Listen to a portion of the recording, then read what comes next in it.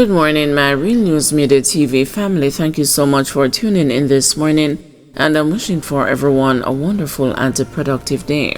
And in the news this morning, gunmen rob prep school. Parents livid after being kept in the dark, call for greater security. Several parents are fuming after learning of a major robbery at the Stella Maris Preparatory School in St. Andrew this week via a community social media group, with no official communication from administrators via official channels up to yesterday.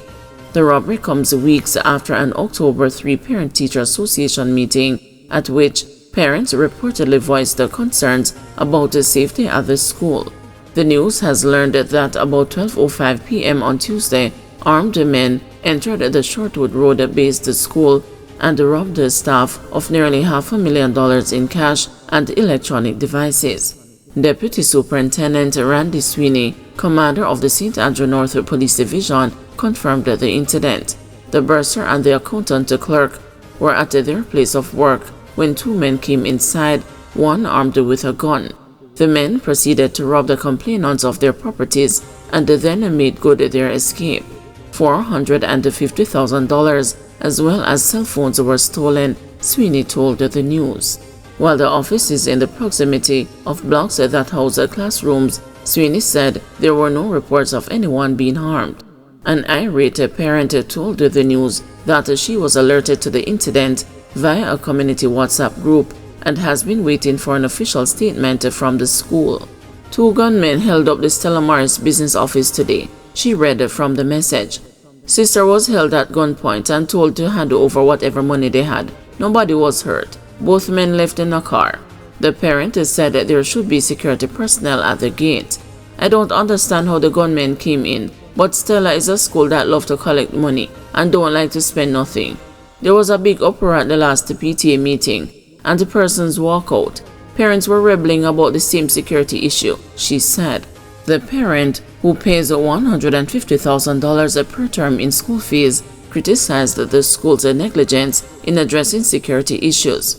Parents raised the concern about the security of their children and the security of the place. Parents raised concern about the security of their children and the security of the place. They perhaps need armed security, in particular in the evening, because one parent raised the issue of who transports the students to the extracurricular activities, because the campus is big and they are surrounded by informal communities. You can drive into the compound, but the school has the ability for the gates to be locked. How did the gunmen just come in the middle of the day and walk into the school?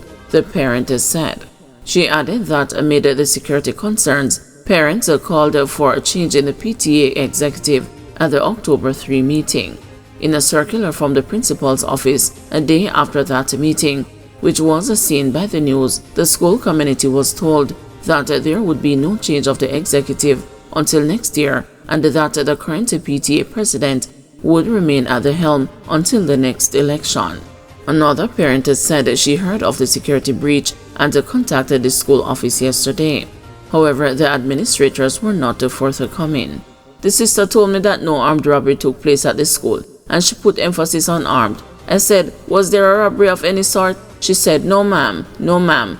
I'm so angry. She kept placing emphasis that there was no armed robbery. I asked her if it took place this week, and she said, no, not this week. So she was trying to use her head on me, the second parent said. When the news contacted Stella Maris Preparatory on Thursday, a staff member said the principal was out for the day. After then requesting to speak with the vice principal, the call was placed on hold. After a few minutes, the staff member said the vice principal was in a class and was not available to speak. The St. Andrew North Police said the investigation is ongoing. Officials yet to identify mystery illness affecting inmates at the 4 correctional facilities.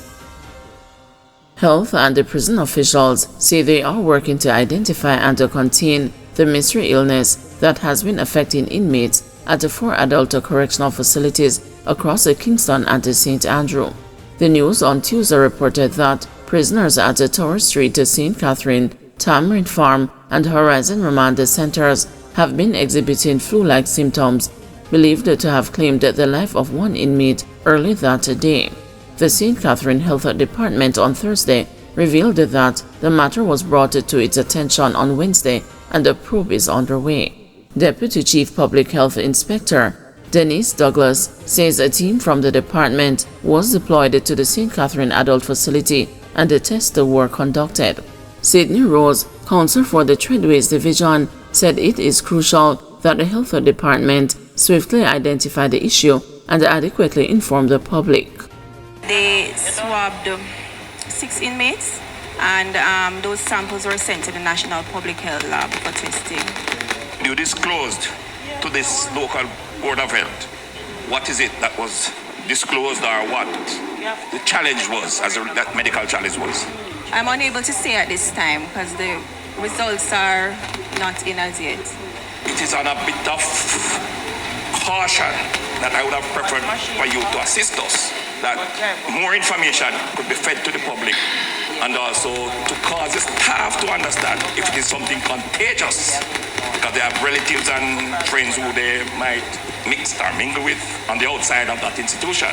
So I think the necessary precaution ought to be taken to prevent an outbreak. They were speaking at the monthly meeting of the St. Catherine Municipal Corporation on Thursday.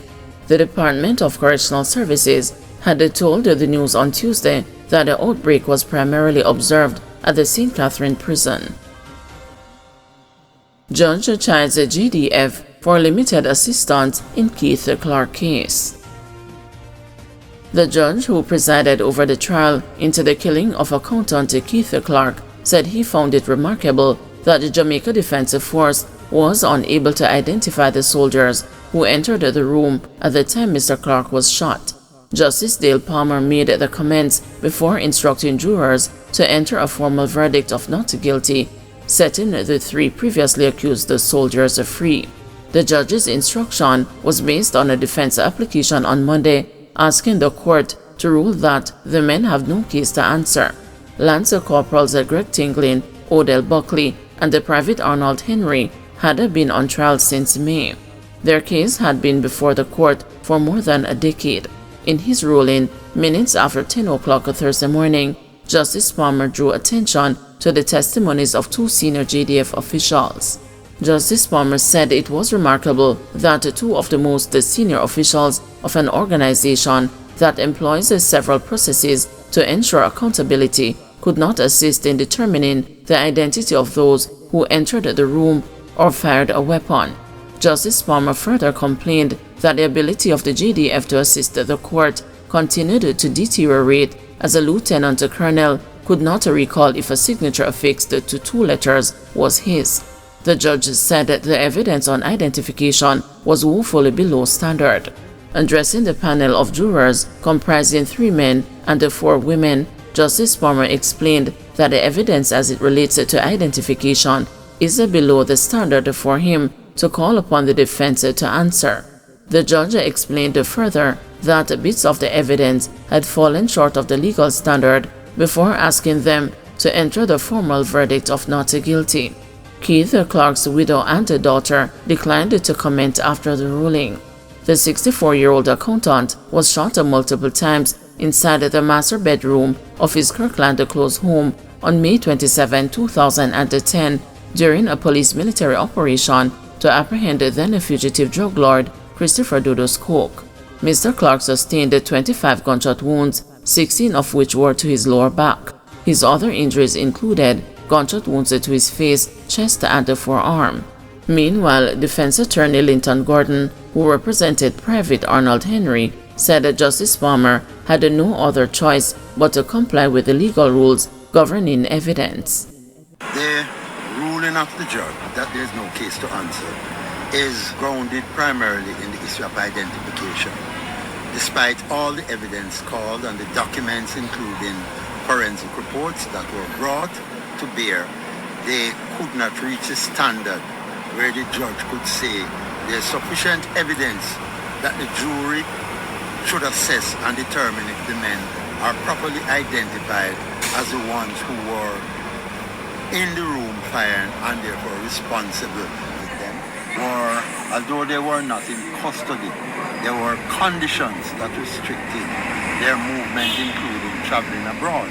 One of them, for example, his spouse and his child are abroad because of what is required for them to continue their lives. And he has not been able to visit them, nor to join them. So on our side, our clients suffered difficulties during the proceedings that have just been brought on. Guys, thanks for watching. Please join us this afternoon at 2 p.m. for another news update.